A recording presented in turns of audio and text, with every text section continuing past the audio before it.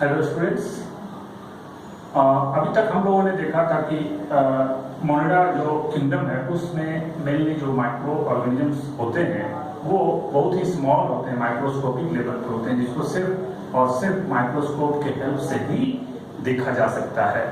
तो उसी में जो माइक्रोस्कोपिक जो ऑर्गेनिजम्स होंगे वो मेनली क्या होंगे, इसमें बैक्टीरिया होंगे, और भी कुछ होंगे लेकिन मेनली बैक्टीरिया को रखा गया। फिर हम लोगों ने देखा कि बैक्टीरिया जब इवोल्यूशन हुआ तो बैक्टीरिया में क्या हुआ, पिगमेंट डेवलप हुआ जिसको फोटोसिंथेटिक पिगमेंट बोलते हैं, और वो क्या हो गया, क्या करने लगा, फोटोसिंथेसिस करने लगा। तो उसको क्या बोला गया, ब्लू ग्रीन बैक्टीरिया या साइनो बैक्टीरिया या ब्लू ग्रीन एल्गी भी, चूंकि ये एल्गी की तरह हो जाता है, एल्गी की तरह काम करने लगता है, क्योंकि एल्गी भी फोटोसिंथेसिस करता है, इसलिए इसका नाम दिया गया बीजी एल्गी। ये सारे प्रोकैरियोट्स होते हैं, karyote, pro means primitive, karyon means nucleus. तो ये सारे प्रोकैरियोटिक हैं, यानी जो बैक्टीरिया ग्रुप है या मोनेडा ग्रुप है पूरा का पूरा प्रोकैरियोटिक होता है।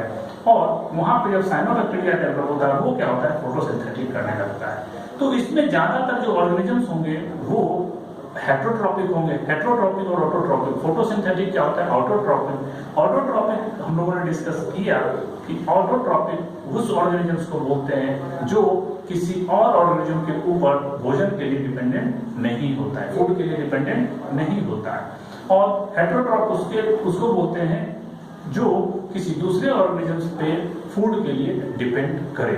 तो ये हम लोगों ने डिस्कस कर लिया। तो इसमें बैक्टीरिया की बात हम लोगों ने की, तो बैक्टीरिया का जो बेसिक कैरेक्टरिस्टिक था वो हम लोगों ने डिस्कस किया था।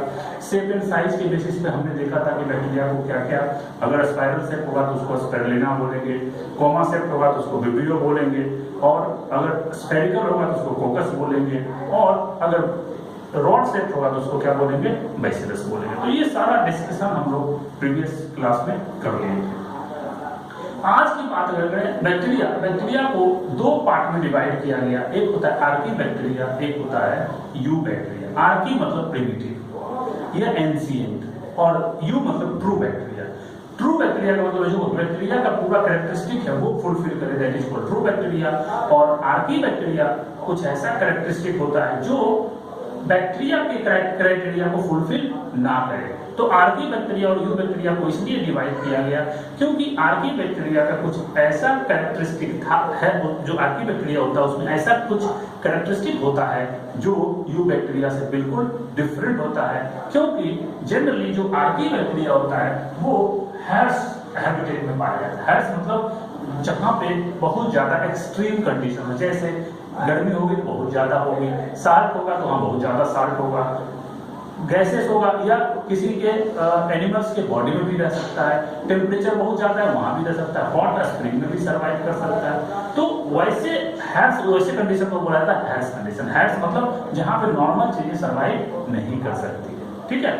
तो ये आर्की बैक्टीरिया जो है वो जनरली हैर्स कंडीशन जो होता है बिल्कुल खतरनाक कंडीशन कह सकते हैं, या बिल्कुल एडवर्स हैबिटेट में पाया जाता है। और इसमें कुछ एग्जांपल्स है, यहाँ से क्वेश्चन नीचे में कई बार पूछा गया। सबसे पहला क्वेश्चन आर्की बैक्टीरिया से यही पूछेगा कि आर्की बैक्टीरिया जो है वो कहाँ पाया जाता है। तो जनरली हैर्स कंडीशन में, मतलब एडवर्स कंडीशन में ये पाया जाता है, जहाँ पे बिल्कुल एक्सट्रीम कंडीशन होगा, यानी टेम्परेचर बहुत हाई होगा, कोल्ड होगा तो बहुत कोल्ड होगा, साल्ट होगा तो बहुत साल्ट होगा। इस तरह के कंडीशन में ये जनरली मिलता है। अगर ये Archie bacteria extreme salty area में पाया जाएगा, साल्टी मतलब जहां पे नमक का मात्रा ज्यादा हो, जैसे समुद्री एरिया में, समुद्र से जहां बनता है, जैसे दलदली एरिया, या हम कर सकते हैं मैंग्रोव प्लांट, जिसकी बात करें मैंग्रोव प्लांट हो गया, तो वहां पे मैंग्रोव प्लांट जहां ग्रो करता है उस दलदली एरिया में, या समुद्र की बात करें जहां सी मर्ज, जहां जमीन को टच करता है, तो वहां पे कुछ पार्ट जो होता है वो साल्टी एरिया बन जाता है। वहां पे उस वाटर में या वहां पे उस सॉइल में वहां पे बैक्टीरिया डेवलप करता है, और वो बैक्टीरिया जो होगा वो आर्की बैक्टीरिया होगा, क्योंकि वहां पे साल्ट का कॉन्सेंट्रेशन ज्यादा है। जो जनरल बैक्टीरिया, यू बैक्टीरिया वहां सर्वाइव जनरली नहीं कर पाता है। उस कंडीशन में जब कोई आर्की बैक्टीरिया सर्वाइव करे तो उसको बोलते हैं halophytes. Hello means salty, fights means plants, इसको बोलते हैं हैलोफाइट्स।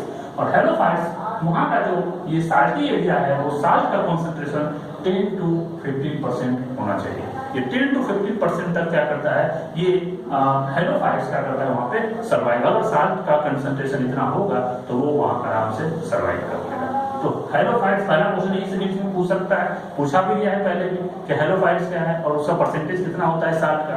तो हेलोफाइट्स जो एक्सट्रीमली साल्टी एरिया में हो उसको हेलोफाइट्स बोलते हैं, या इसको कह सकते हैं हेलोफाइट आर्कीबैक्टीरिया, ये उसको बोल सकते हैं। दूसरा हॉट स्प्रिंग में होगा तो हॉट स्प्रिंग में जो डेवलप होगा उसको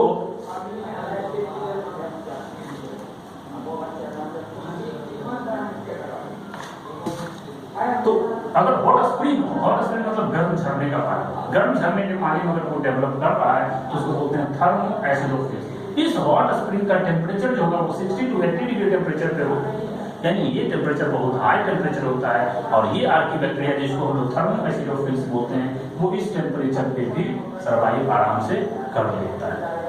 और तीसरा मार्सी लैंड एरिया मतलब जहां पे समुद्र का पानी ज्यादा आता है, समुद्र का पानी जहां आता है उसको बोलते हैं मार्सी, मतलब होता है दलदली एरिया, ठीक है। यानी मार्सी इसलिए बोला गया कि वहां पे जनरली मार्स गैस निकलता रहता है, और मार्स गैस में चूंकि बहुत सारे गैस का मिक्सचर है, उसमें मेन जो 70% गैसेस होता है वो क्या होता है, मीथेन होता है, उसको क्या बोलते हैं, मार्स गैस, ठीक है। तो मार्स गैस में मेनली मीथेन होता है, इसीलिए क्या बोला जाता है उसको मीथेनोजेंस, यानी जो मीथेन, जो बैक्टीरिया मीथेन क्या करे, निकाले या डिग्रेड करके मीथेन का प्रोडक्शन करे उसको क्या बोलते हैं, मीथेनोजेंस। और ये जनरली डेवलप काम करता है मार्सी लैंड एरिया।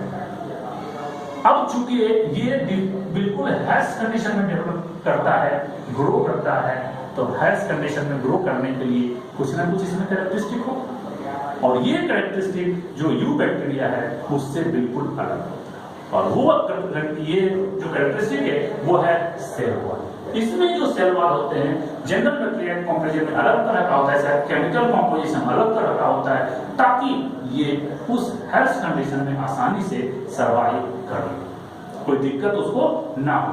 तो ये सेल वॉल ही उसको, इसका मतलब है कि ये आर्कीबैक्टीरिया इस एडवर्स कंडीशन, ये कह सकते हैं हेल्थ कंडीशन में ये सर्वाइव कर रहा है, इसका मतलब यही सेल वॉल इसको वहां पे एक्सट्रीम कंडीशन में सर्वाइवल के लिए क्या होगा, रिस्पॉन्सिबल होगा। दूसरा क्वेश्चन यहां से बनाएगा कि जो आर्कीबैक्टीरिया होता है वो हेल्थ कंडीशन में डेवलप करता है, ग्रो करता है, कोई और नहीं करता है, क्या रीजन है, due to the presence of a specific cell wall. Cell wall इसका स्पेसिफिक होता है जो उस हेल्थ कंडीशन में आसानी से इसको सर्वाइव करने के लिए रिस्पॉन्सिबल होता है। अब बात करें कि जो आर्कीबैक्टीरिया होता है मोस्टली क्या होता है, एनाएरोब्स होता है, एनाएरोब्स और एरोब्स दो होते हैं। एनाएरोब्स उसको बोलते हैं जो ऑक्सीजन के एब्सेंस में भी सर्वाइव कर सके, उसको बोलते हैं एनाएरोब्स। जो ऑक्सीजन के प्रेजेंस में या ऑक्सीजन का इस्तेमाल करे उसको बोलते हैं एरोब्स या एरोबिक ऑर्गेनिजम्स, ठीक है। तो मोस्ट ऑफ क्या हो गए, एनाएरोब्स होगा। और इसका मिथेनोजेंस की अगर हम बात करें तो बहुत सारे मिथेनोजेंस, जो मिथेनोजेंस क्या है, आर्कीबैक्टीरिया है, ये मिथेनोजेंस प्रोड्यूस कहां प्रेजेंट होता है, रूमिनेटिव एनिमल्स। रूमिनेटिव एनिमल्स उसको बोलते हैं जो पागुर करते हैं, जैसे गाय हो गया, बफेलो हो गया, काऊ हो गया, ये और भी जो रूमिनेटिव एनिमल्स होते हैं उसके इंटेस्टाइन में, उसके ल्यूमेन में प्रेजेंट होता है ये, और ये क्या करता है, वहां मीथेन का प्रोडक्शन करता है। पहला तो मीथेन गैस का प्रोडक्शन करेगा, वो एनएस के थ्रू बाहर निकलता रहेगा। दूसरा, ये बैक्टीरिया अगर नहीं रहेगा, चूंकि यही मेन बैक्टीरिया है जो क्या करता है, चूंकि एनिमल्स जितने भी वो ग्रासेस खाते हैं, और ग्रासेस में क्या होता है, सेलुलोज प्रेजेंट होता है, तो उस सेलुलोज को डाइजेस्ट करने के लिए ये मिथेनोजेन बैक्टीरिया बहुत जरूरी है। यही आर्कीबैक्टीरिया क्या करता है, चूंकि ये मिथेनोजेंस है, और ये क्या करता है, उस सेलुलोज को डाइजेस्ट करेगा और उसके बाय प्रोडक्ट के रूप में क्या करेगा, वहां पे क्या निकलेगा, मीथेन निकलेगा, जिसको बायोगैस बोलते हैं। इसीलिए चूंकि उसके ल्यूमेन में क्या होता है, गोबर बनता है, जिसको क्या बोलते हैं, डंग बोलते हैं। उस डंग में क्या करता है, ये उसको ब्रेक डाउन करता है, जिसकी वजह से वहां पे क्या निकलता है, मीथेन निकलता है। इसीलिए हम लोग जो आर्टिफिशियल बनाते हैं, जिसको बायोगैस बोलते हैं, बायोगैस प्लांट, उस बायोगैस प्लांट में हम लोग जनरली गोबर का इस्तेमाल करते हैं। तो गोबर का इस्तेमाल जब करेंगे तो यही आर्कीबैक्टीरिया यानी मिथेनोजेंस जो है वो क्या करता है, उसको ब्रेक करेगा और वहां पे उस मीथेन गैस निकलता है, वो रात भर में जमा हो जाता है और उसको सुबह सुबह क्या करेंगे, अपने खाना बनाने के लिए इस्तेमाल अच्छे से कर सकते हैं। तो यही काम है। तो ये मीथेनोजेंस एनिमल्स के जो सेलुलोज खाता है या यूं कह सकते हैं ग्रासेस या प्लांट प्रोडक्ट्स खाता है, उसके बॉडी में ये प्रेजेंट होता है, स्पेशली इंटेस्टाइन में, लार्ज इंटेस्टाइन में। वहां पे क्या करता है, उसको डाइजेस्ट करेगा, ये बायोगैस बनेगा मीथेन और वो बाहर निकल जाता है और उसके बाहर गैस भी निकल गया। दूसरी बात, जो सेलुलोज है वो भी डाइजेस्ट हो गया और उसको एनर्जी मिल जाती है। तो इसका मेन पर्पस क्या है, ये पूरा आर्किटेक्चर है। यहाँ से बहुत अच्छे क्वेश्चन पूछे जा सकते हैं, 5-7-8 क्वेश्चन बहुत ब्रिलियंट क्वेश्चन बनाया जा सकता है। अब दूसरा है यू बैक्टीरिया। यू मतलब होता है ट्रू बैक्टीरिया, मतलब होता है जिसका जो नॉर्मल कंडीशन में सर्वाइव करेगा, एक्सट्रीम कंडीशन में जनरली ये सर्वाइव नहीं करता है। तो नॉर्मल कंडीशन की बात करें तो इसका सेल वॉल इसकी सेल वॉल से बिल्कुल डिफरेंट होगा, लेकिन इसका भी सेल वॉल रिजिड होता है। रिजिड मतलब ठोस मजबूत होता है, ठीक है। तो इसका जो सेल वॉल होगा तो ये रिजिड सेल वॉल का बना होता है। और अगर ये मतलब अगर ये मोटाइल होगा, ये मूवमेंट पानी में वाटर में कर सकता है कहीं भी, तो अगर ये मूवमेंट करे तो उसमें फ्लैजिला होगा, अगर मूवमेंट नहीं करेगा तो फ्लैजिला एब्सेंट होगा। तो प्रेजेंट या एब्सेंट डिपेंड करता है कि वो मूव कर रहा है वाटर में या नहीं कर रहा है। तो उसके बेसिस पे इसमें फ्लैजिला हो सकता है या नहीं हो सकता है। अब जो यू बैक्टीरिया होता है वो दो पार्ट में इसको डिवाइड किया। एक बैक्टीरिया होगा ऑटोट्रोपिक बैक्टीरिया, दूसरा होगा हेटेरोट्रोपिक बैक्टीरिया। ऑटोट्रोपिक बैक्टीरिया में बात करें, ऑटोट्रोप का मतलब ये होता है कि जो अपना ये जो फूड के लिए किसी और ऑर्गेनिज्म पे डिपेंड ना करे। याद रखना ये बहुत इंपॉर्टेंट पॉइंट है, क्योंकि ऑटोट्रोप हेटेरोट्रोप से क्वेश्चन नीट में और एम्स में भी पूछा गया, ठीक है। तो ये ऑटोट्रोप को डिफिनेशन ये मत कहना कि जो अपना भोजन खुद बनाता है। खुद तो हमारी मदर भी बनाती है खाना, हम लोग भी खाना खुद बनाते हैं, लेकिन बनाते क्या है, प्लांट प्रोडक्ट, चावल, राइस, व्हीट, जो भी है वो क्या है, प्लांट है। तो वो हम लोग प्लांट को खाते हैं, ना कि हम अपना भोजन खुद बनाते हैं। लेकिन प्लांट क्या करता है, बनाता है वो तो ठीक है प्रेजेंस में, लेकिन उसको ये कहें कि जो दूसरे के ऊपर डिपेंड ना करे, इसका कोई एक्सेप्शन नहीं है। तो इसलिए हेटेरोट्रोप जो दूसरे ऑर्गेनिजम्स के ऊपर फूड के लिए डिपेंड करे उसको हेटेरोट्रोप्स बोलेंगे, जो दूसरे के ऊपर डिपेंड नहीं करे उसको ऑटोट्रोप्स बोलेंगे। तो ये बैक्टीरिया दो तरह के होते हैं। पहले बैक्टीरिया था, बैक्टीरिया में पिगमेंट जब डेवलप हो गया तो वो बैक्टीरिया क्या किया, फोटोसिंथेसिस करना शुरू हो गया और फोटोसिंथेसिस में हमें पता है कि ग्लूकोज बनता है और वो ग्लूकोज उसके भोजन, उसके एनर्जी के लिए बहुत जरूरी है। क्लियर? अब तो इसी में फोटोसिंथेटिक बैक्टीरिया है, ये ऑटोट्रोप का एग्जांपल्स है। ऑटोट्रोप में फोटोसिंथेटिक बैक्टीरिया आता है और कीमोसिंथेटिक बैक्टीरिया भी अपना जो भोजन है वो ब्रेक डाउन करता है, उससे एनर्जी जो निकलता है वो यूज कर देता है। तो खैर पहले हम लोग फोटोसिंथेटिक बैक्टीरिया की बात करें। फोटोसिंथेटिक बैक्टीरिया को ही साइनोबैक्टीरिया कहा जाता है, ठीक है। या इसको ब्लू ग्रीन एल्गी भी बोला जाता है, क्योंकि इसका कलर लाइट ब्लू कलर का होता है, इसलिए इसको ब्लू ग्रीन एल्गी भी बोला जाता है, क्योंकि ये एल्गी की तरह काम करता है। एल्गी जो फोटोसिंथेसिस करता है तो वो उसके जैसा ये काम करता है, इसलिए इसको ब्लू ग्रीन एल्गी भी बोलते हैं। और चूंकि ये इसलिए फोटोसिंथेसिस करता है क्योंकि इसमें क्लोरोफिल ए, यानी ये क्लोरोफिल ए क्या होता है, इसमें डेवलप हो जाता है, जिसकी वजह से ये क्या होता है, प्लांट की तरह बिहेव करता है, यानी एल्गी की तरह बिहेव करता है। इसीलिए इसको क्या बोलते हैं, ब्लू ग्रीन एल्गी।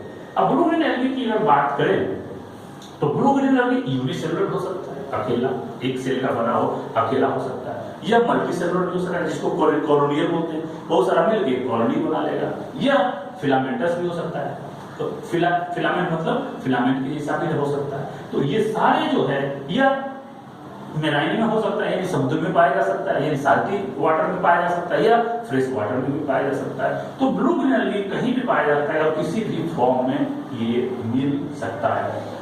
जनरली जो कॉलोनियल होता है, कॉलोनियल की बात करिए, एग्जांपल है कॉलोनियल का, तो कॉलोनियल जो होता है ये क्या होता है, अगर सारा एक सेल जो है आपस में जुड़ जाता है जिसको बोलते हैं कॉलोनियल ब्लू ग्रीन एल्गी। और कॉलोनियल ब्लू ग्रीन एल्गी या साइनोबैक्टीरिया जो है वो क्या करता है, अपने चारों तरफ एक म्यूसिलेज मतलब एक चिपचिपा पदार्थ होता है, जिससे उसके बॉडी में पानी का कोई असर ना हो, साल्ट का कोई असर ना हो, तो वो क्या करता है, that is called the mucilaginous.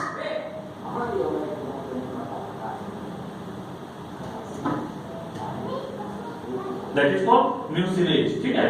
तो ये म्यूसिलेजिनस शीथ जो होता है, ये इसको क्या करता है, उस वाटर बॉडी में सर्वाइवल के लिए जरूरी होता है। तो ये स्पेशली कॉलोनियल जब होगा तो उसके चारों तरफ एक जिलेटिन का लेयर आ जाता है, that is called gelatinous sheet. Sheet मतलब होता है चारों तरफ का एक लेयर, तो वो कवर कर लेगा। शीट मतलब ये कवर होता है, इसी को क्या बोलते हैं, म्यूसिलेजिनस शीट। यही बात अगर हम साइनोबैक्टीरिया की बात करें, अगर ये साइनोबैक्टीरिया किसी पोंड में है या वाटर बॉडी में है तो ये क्या करता है, स्पेशली वैसे पोंड में या वैसे वाटर बॉडी में जहाँ पे पोल्यूशन बहुत ज्यादा है, जहाँ पे बहुत ज्यादा पोल्यूटेड वाटर आ रहा है, वहां पे ये ब्लूम्स बनाता है। ब्लूम्स मतलब क्या होता है, पानी के ऊपर पूरा का पूरा क्या करेगा, पूरा सरफेस को ये ढक लेगा, दैट इज कॉल्ड ब्लूम्स। ठीक है, तो वो ब्लूम्स बनाएगा कहाँ पे, पोल्यूटेड वाटर। ठीक है, दूसरा सब कुछ ऐसे एग्जांपल्स हैं जो साइनोबैक्टीरिया का जो क्या करता है, नाइट्रोजन, एटमॉस्फेरिक नाइट्रोजन को क्या करता है, फिक्स कर देता है। ठीक है, ठीक है, और चूंकि इस एटमॉस्फेरिक N2 को फिक्स करने के लिए इसमें एक स्पेशल टाइप का सेल बनता है, इस स्पेशल टाइप के सेल को बोला जाता है हेटेरोसिस्ट। ये हेटेरोसिस्ट याद रखना, यहाँ से एम्स में क्वेश्चन आया, नीट में क्वेश्चन पूछा गया। ये heterocysts are specialised structure present in cyanobacteria which fix the atmospheric N2 into the soil or water bodies। ठीक है, तो ये हेटेरोसिस्ट ये स्पेशल स्ट्रक्चर होता है जो एटमॉस्फेरिक नाइट्रोजन को फिक्स कर सकता है, और ये हेटेरोसिस्ट इसलिए फिक्स करता है, पूछ सकते हैं क्वेश्चन आप कि सर हेटेरोसिस्ट ही क्यों, कोई और सेल क्यों नहीं, इसलिए हेटेरोसिस्ट फिक्स करता है because it have nitrogenase enzyme. इसके पास नाइट्रोजिनेज एंजाइम्स होते हैं, और इस नाइट्रोजिनेज एंजाइम की हेल्प से क्या करता है, ये आसानी से नाइट्रोजन, एटमॉस्फेरिक नाइट्रोजन को ये फिक्स कर सकता है। ओके, तो ये हो गया पूरा। अब इस साइनोबैक्टीरिया का कुछ एग्जांपल्स अगर बात करें, जैसे देखो ये जनरली जो हेटेरोसिस्ट है ये बीच बीच में, ये देखो बीच में, तो इस बीच में अगर हम उसको बोलते हैं नॉस्ट्रोकी एनाबिना, यानी नॉस्ट्रोकी एनाबिना जो साइनोबैक्टीरिया है एग्जांपल, उसमें क्या होता है, ये हेटेरोसिस्ट बीच में होता है, लेकिन रिबुलेरिया, हालांकि ये तीनों में, ये जो हेटेरोसिस्ट होगा ये तीनों में होगा, साइनोबैक्टीरिया का एग्जांपल है ये तीन, लेकिन जो ये हेटेरोसिस्ट होगा रिबुलेरिया में, वो क्या होता है, टर्मिनल होता है, यहाँ पे होगा या यहाँ पे, एकदम सबसे साइड में होगा, यानी terminal heterocyst is found in इसमें रिबुलेरिया। ये हमारा हो गया क्या, फोटोसिंथेटिक साइनोबैक्टीरिया। अब दूसरा है कीमोसिंथेटिक बैक्टीरिया, ये भी ऑटोट्रोफ्स का ही एग्जांपल्स है। हेटेरोट्रोफ ये कीमोसिंथेटिक बैक्टीरिया होता है, ये क्या करता है, जो इनऑर्गेनिक सब्सटेंसेस है लाइक नाइट्रेस एंड अमोनिया, इसको ये क्या करता है, ऑक्सीडाइज करता है। ऑक्सीडाइज करने के बाद उससे जो एनर्जी रिलीज होगा वो क्या करेगा, ये यूज कर लेगा अपने लिए, और वो एनर्जी का इस्तेमाल अपने और भी काम के लिए वो करेगा। तो इसका मेन कीमोसिंथेटिक बैक्टीरिया का रोल है वो किसमें, न्यूट्रिएंट साइक्लिंग, जैसे नाइट्रोजन साइक्लिंग या phosphorus cycling, iron cycling, sulphur cycling, carbon dioxide cycling, तो ये जितने भी साइक्लिंग, स्पेशली ये चारों साइक्लिंग है। इस साइक्लिंग का मतलब ये होता है, जैसे नाइट्रोजन एटमॉस्फेयर में मिला, वो कहाँ आया, सॉइल में, सॉइल से कहाँ गया, वाटर में, वाटर से फिर कहाँ गया, प्लांट में, सॉइल से फिर गया प्लांट में, प्लांट मर गया, मरने के बाद गिर गया, फिर उसका नाइट्रोजन निकल के कहां चला गया, एटमॉस्फेयर। इसी को बोलते हैं क्या, साइक्लिंग। उसी तरह से फास्फोरस होता है, फास्फोरस कहां मिलता है, रॉक, मेनली रॉक में प्रेजेंट होता है।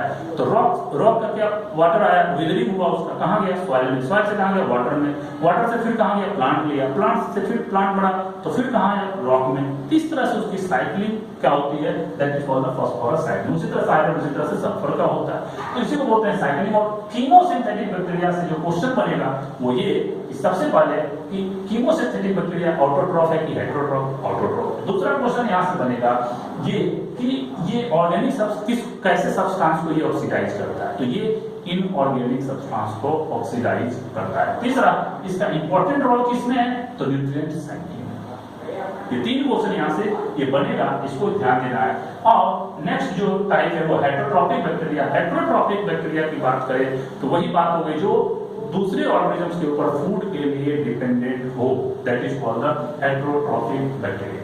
ठीक है, ये क्या होता है, नेचर में सबसे ज्यादा होगा, इस पूरे नेचर में सबसे ज्यादा जो होता है वो हेटेरोट्रॉपिक बैक्टीरिया होता है। और मेनली ये डिकम्पोजर्स होता है। डिकम्पोजर्स का मतलब ये होता है कि अगर कोई ऑर्गेनिजम डेड हो गया तो डेड होने के बाद उसको जो छोटे छोटे फ्रैगमेंट में बदल दे, कन्वर्ट करने से, कोई आदमी मरता है या कोई प्लांट गिरता है, मर जाता है, तो क्या होता है, उसको कोई ना कोई माइक्रोब्स क्या करता है, सरा गला के खत्म कर देता है। तो उसी और उसको क्या खत्म करने वाला जो होगा, यदि सिंपल मॉलिक्यूल्स में कन्वर्ट करने वाला जो बैक्टीरिया हुआ है that is called heterotrophic bacteria, और उसी को बोलते हैं क्या, डिकम्पोजर्स। तो मेनली ये जो हेटेरोट्रॉपिक बैक्टीरिया होता है वो डिकम्पोजर्स होता है, और इसका मेन काम है, जैसे हम लोग बहुत ज्यादा इसका इस्तेमाल हम लोग कर सकते हैं, जैसे कर्ड बनाने में, दही बनाने में इसका इस्तेमाल कर सकते हैं, दूध से जब दही बनाते हैं तो वहां पे इसका इस्तेमाल हम कर सकते हैं। इसमें बहुत सारे एंटीबायोटिक्स प्रोडक्शन, जैसे हमारे लिए क्लोरोफेनिकोल या टेट्रासाइक्लिन या और भी जितने भी एंटीबायोटिक्स है जो हम लोग इस्तेमाल करते हैं बैक्टीरिया को मारने के लिए, तो उसका हम ये हेटेरोट्रॉपिक बैक्टीरिया जो है इसका हम इस्तेमाल हम कर सकते हैं एंटीबायोटिक प्रोडक्शन के लिए। चूंकि ये हेटेरोट्रॉपिक बैक्टीरिया क्या करे, कुछ एक बैक्टीरिया ऐसा कुछ होगा जो एंटीबायोटिक्स प्रोड्यूस करेगा और दूसरे बैक्टीरिया को ही मार देगा, यानी सारे बैक्टीरिया का स्पेसिफिक एंटीबायोटिक्स प्रोड्यूस नहीं करता है, कुछ स्पेशल स्पेसीज होते हैं वो क्या करता है, एंटीबायोटिक्स प्रोड्यूस करता है और वो दूसरे बैक्टीरिया को डेवलप होने नहीं देगा। तीसरा जो इसका रोल होगा नाइट्रोजन फिक्सेशन में होता है, चूंकि ये हेटेरोट्रॉपिक बैक्टीरिया कहाँ मिलते हैं, लिग्यूम्स के रूट में मिलते हैं। यहाँ से क्वेश्चन बनेगा कि लिग्यूम्स के जो हेटेरोट्रॉपिक बैक्टीरिया होता है वो नाइट्रोजन फिक्सेशन करता है और वो कहाँ पे मिलता है, लिग्यूम्स के लीफ में, लिग्यूम्स के स्टेम में, लिग्यूम्स के रूट में। यहाँ से क्वेश्चन बनेगा कि ये जो नाइट्रोजन फिक्सिंग बैक्टीरिया होता है ये मिलेगा लिग्यूम्स के रूट में। क्लियर? तो ये हेटेरोट्रॉपिक बैक्टीरिया का फंक्शन है।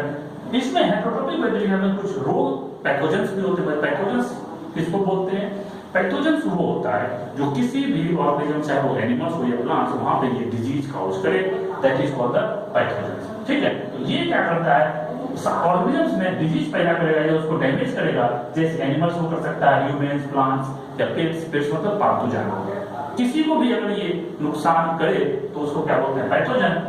एनिमल्स की बात करें तो एनिमल में कौन सा मेनली कुछ डिजीज का नाम है, जैसे कोलेरा, टाइफाइड, टिटनस और भी बहुत सारे डिजीज हैं जो एनिमल्स में बैक्टीरिया कॉज करता है। और प्लांट्स में स्पेशली बहुत इंपॉर्टेंट है साइट्रस कैंकर। ये जो लेमन या साइट्रस प्लांट्स होते हैं, जैसे लेमन हो गया या ऑरेंज हो गया, वहां पे ये साइट्रस कैंकर एक तरह का डिजीज है जो पूरे प्लांट्स को खत्म कर देता है। और ये जनरली लोग कंफ्यूज होते हैं कि ये फंगस की वजह से होता है, तो ये फंगस की वजह से नहीं होता है, ये हेटेरोट्रॉपिक बैक्टीरिया होता है जिसकी वजह से साइट्रस कैंकर होता है। और ये एम्स और नीट में कई बार क्वेश्चन पूछा गया है।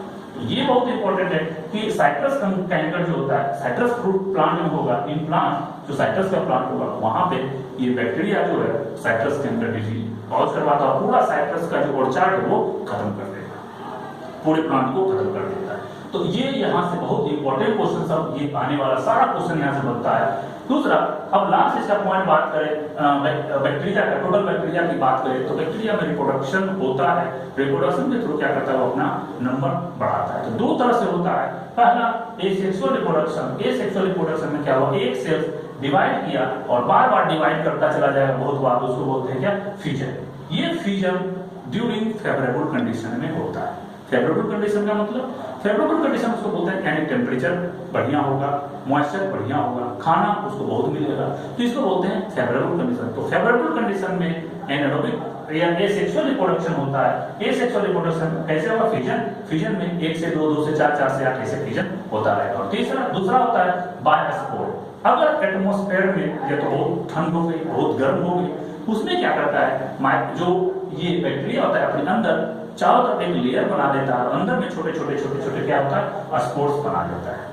ये अनफेवरेबल कंडीशन में बनाता है और जैसे फेवरेबल कंडीशन आएगा तो स्पोर बन गया।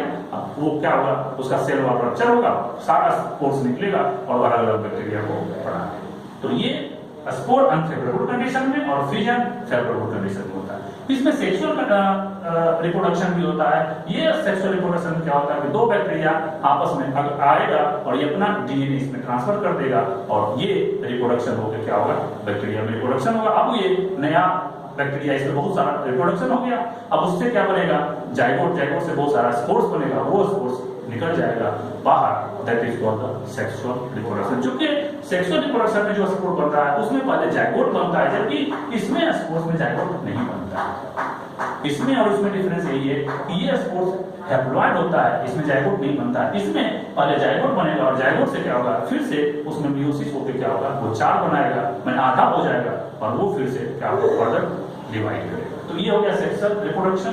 तो ये पूरा का पूरा बैक्टीरिया पार्ट यानी मोनेडा का जो पार्ट है वो खत्म हो गया। एक पार्ट बचता है इसी में, एक माइकोप्लाज्मा। माइकोप्लाज्मा पूछा जाता है, ये बहुत ही इंपॉर्टेंट, यहाँ से तीनों चारों क्वेश्चन बहुत ही इंपॉर्टेंट है।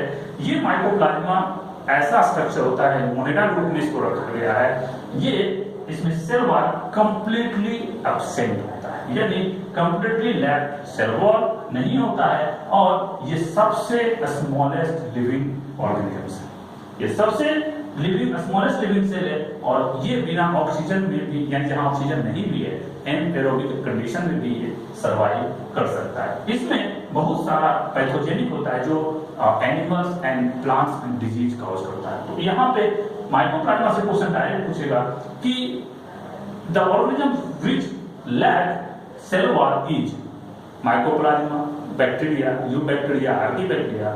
ये ध्यान देना है कि माइकोप्लाज्मा स्मॉलेस्ट होता है और इसमें सेल वॉल एब्सेंट होता है। दूसरा क्वेश्चन बनाएगा स्मॉलेस्ट ऑर्गेनिजम्स इज या smallest living cell is mycoplasma, और ये कह सकते हैं कौन ऐसा ऑर्गेनिजम्स है जो बिना ऑक्सीजन के भी सर्वाइव कर सकता है। तो उसमें ये बहुत सारे क्वेश्चन बन सकते हैं यहाँ से, जैसे सर्वाइव कर, उसमें मेनली माइकोप्लाज्मा अगर इसे माने कर दिया हम लोग के बाद ह्यूमन, प्लांट, माइकोप्लाज्मा और नर, इस तरह से ऑप्शन बनाएगा। इसमें क्या होगा माइकोप्लाज्मा, लेकिन उसमें और भी ऑप्शन हो सकते हैं, जैसे एनारोबिक बैक्टीरिया बहुत सारे होते हैं, तो वो होगा वहां पे माइकोप्लाज्मा, एनारोबिक बैक्टीरिया, ये कुछ और ऐसे ऑप्शन होंगे, तो वहां पे ऑप्शन बोथ या मोर देन वन हो सकता है। तो यहां से क्वेश्चन क्या होगा, बहुत ज्यादा एराइज करता है। तो ये पार्ट सारा का सारा मोनेडा का कंप्लीट हो गया। ये मोनेडा में सारा यही डिस्कशन होता है, और मोनेडा से क्वेश्चन इतना ही आएगा। और भी अगर डिटेल में पढ़ना है तो आप ट्रूमेंस की हेल्प ले सकते हैं, ट्रूमेंस में बहुत सारे क्वेश्चन मिलेंगे, लेकिन नीट और एम्स का सिलेबस इतना ही है, और इतना से अगर आप कर ले जाते हैं तो एक भी क्वेश्चन वहां से मिस